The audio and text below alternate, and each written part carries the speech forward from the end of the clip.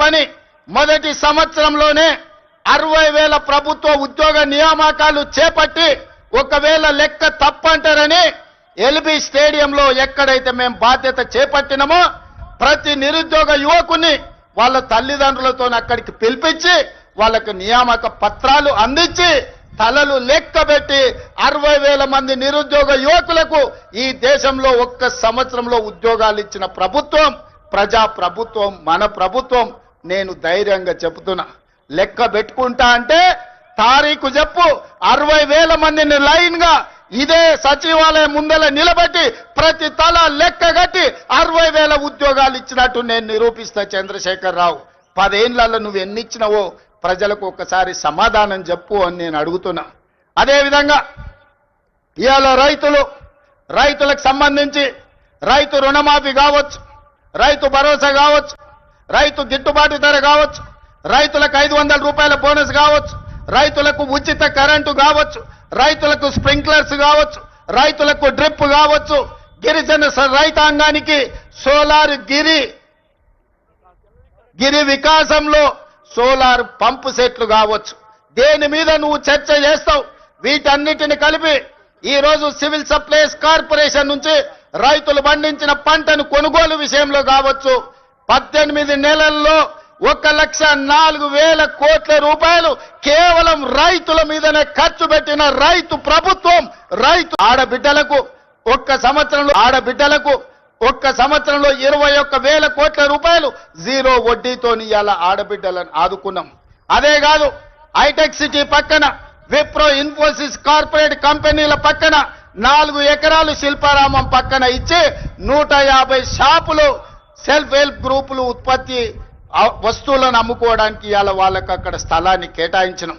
ఇవాళ ఆడబిడ్డలు ఆర్టీసీలో ఉచిత బస్సు ప్రయాణం కాదు, 1000 బస్సులను కొని ఆర్టీసీకి కిరాయికి పెట్టుకునే ఆర్థిక స్తోమత ఇవాళ ఆడబిడ్డలకు అందించినాం. ఇవాళ ఐకేపీ కేంద్రాలు 8,000 ఐకేపీ కేంద్రాలు ఇవాళ ఆడబిడ్డల చేతుల్లో పెట్టినాం. గ్రామాలలో ఉన్న పాఠశాలల్ని అమ్మ ఆదర్శ పాఠశాల మీద ఆడబిడ్డల చేతిలో పెట్టి పిల్లల భవిష్యత్తు ఆడబిడ్డల చేతిలో భద్రమని ఇవాళ అమ్మ ఆదర్శ పాఠశాలలు తీసుకొచ్చినాం. ఇవాళ పాఠశాలల్లో పిల్లల బట్టలు ఒకనాడు కార్పొరేట్ కంపెనీలు కుట్టేవి, ఇవాళ వాటిని రద్దు చేసి ఆడబిడ్డలకే బట్టలు కుట్టే వ్యాపారాన్ని ఇవాళ ఆడబిడ్డలకే అందించినాం. ఇప్పుడు పాఠశాలల్లో తిను వస్తువులను, కూరగాయలను, పాలు, పండ్లు అన్ని సరఫరా ఒకప్పుడు వ్యాపారాలు కార్పొరేట్ సంస్థలు చేస్తుంటే వాటన్నిటిని రద్దు చేసి స్వయం సహాయక సంఘాలకు అందించి ఇవాళ ఆడబిడ్డల చేతుల్లో పిల్లల భవిష్యత్తు భద్రంగా ఉంటుంది అని ఇవాళ ఆడబిడ్డలకు అప్పచెప్పినాం.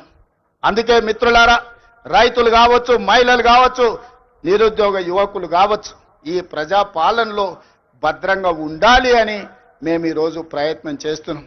అందుకే ఈ వేదిక మీద నుంచి 4 కోట్ల తెలంగాణ ప్రజలకు విజ్ఞప్తి చేస్తున్నా. ఆలోచన చేయండి, అంచనా వేయండి, బేరీజు కట్టండి. 10 ఏళ్ల వాళ్ళ పాలన ఎట్లుందో, 18 నెలల్లో మా మిత్రుల పరిపాలన ఎట్లుందో మీరు చర్చ పెట్టండి. చెట్టు కింద పెట్టండి, పెళ్లి కాడ పెట్టండి, చావు దగ్గరకు పోయినప్పుడు మాట్లాడండి, కళ్ళు కాంపౌండ్ కాడ మాట్లాడండి, దావత్ కాడ మాట్లాడండి, ఏడికెళ్ళినా చర్చ పెట్టండి. 10 ఏళ్లలో ఆయన చేసిందేందో, 18 నెలల్లో మనం చేసిందేందో చర్చ పెట్టండి.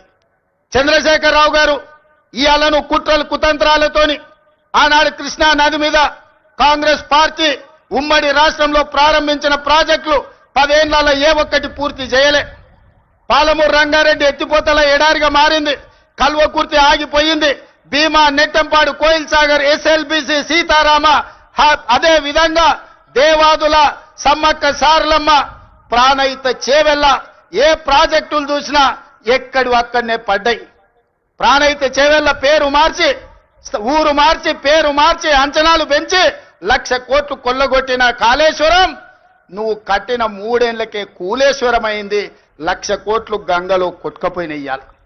ఇవాళ గోదావరిలో కొట్టుకపోవడానికి కారణం నువ్వు కాదా? నీ అవినీతి కాదా?